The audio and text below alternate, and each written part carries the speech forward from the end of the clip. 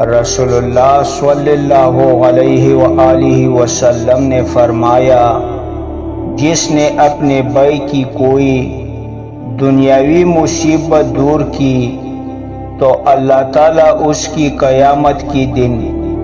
کوئی نہ کوئی مصیبت دور فرمائے گا، اور جس نے کسی مسلمان کی پردہ پوشی کی تو اللہ تعالیٰ اس کی دنیا و آخرت میں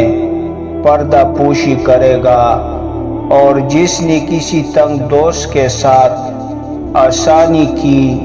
تو اللہ تعالیٰ دنیا و آخرت میں اس کے لیے آسانی پیدا فرمائے گا۔